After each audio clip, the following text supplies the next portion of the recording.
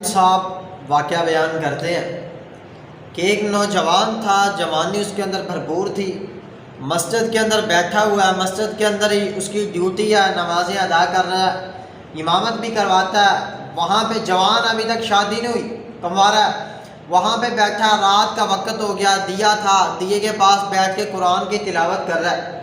ایک عورت آئی، آ کے مسجد کے اندر کہنے لگی میں راستہ بھٹک گئی ہوں، مجھے راستے کا نہیں پتہ، اب کیا ہے کہ میں کسی اور طرف جاؤں گی، مجھے ہو سکتا ہے پریشانی کا سامنا ہو، لہٰذا تو ایسا کر مجھے یہاں پہ رات گزارنے دے۔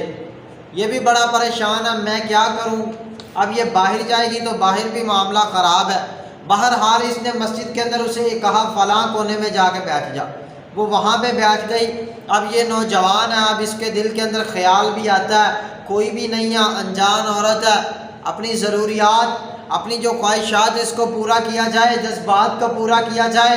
جب اس کے ذہن کے اندر یہ خیال آتا ہے، یہ قرآن کی تلاوت کو چھوڑ کے ساتھ دیا جل رہا ہے اس کے اوپر ہاتھ رکھ دیتا ہے۔ ایسے جب اس کے اوپر ہاتھ رکھتا ہے، نیچے سے دیا آگ کی جو ہے تپش محسوس ہوتی ہے، ہاتھ پیچھے کر لیتا ہے، پھر قرآن پڑھنے لگتا ہے، پھر اس کے اوپر ہاتھ رکھتا ہے، پھر تپش محسوس ہوتی ہے، پھر ہاتھ پیچھے کرتا ہے۔ صبح کا وقت ہو گیا، ساری رات یہ سویا نہیں، یہ کام کرتا رہا۔ اور وہ جو عورت تھی، وہ جو لڑکی تھی، وہ بھی جوان تھی، اسے بھی اپنی عزت کا ڈر تھا، کہیں میرے ساتھ دست درازی نہ کرے، کہیں مجھے کسی اور معاملے میں پریشان نہ کرنے لگ جائے۔ اب وہ بھی نہیں سوئی، وہ ساری رات اس کو دیکھتی رہی، یہ کیا کر رہا ہے۔ صبح ہوئی، اس نے اسے کہا چل بھی اب یہاں سے نکل جا۔ وہ کہنے لگی اب اس وقت تک میں یہاں سے نہیں جاؤں گی جب تک یہ جو تو آگ والا معاملہ نہیں بتاتا۔ وہ کہتا کوئی معاملہ نہیں، یہ میرا اور میرے رب کا معاملہ ہے۔ وہ کہنے لگی نہیں، میں نے اس وقت تک جانا ہی نہیں ہے جب تک تو یہ معاملہ نہیں بتاتا۔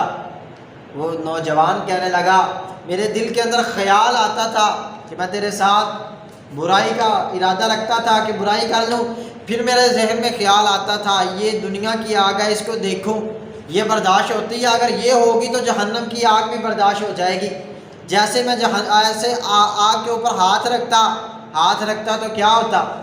ہاتھ جل جاتا، ہاتھ کو تپش محسوس ہوتی، ہاتھ نہ وہاں پہ ٹکتا، پھر میں پیچھے کر لیتا، پھر میں ارادہ ترک کر دیتا۔ ایسے کرتے کرتے میں نے ساری رات گزار دی ہے۔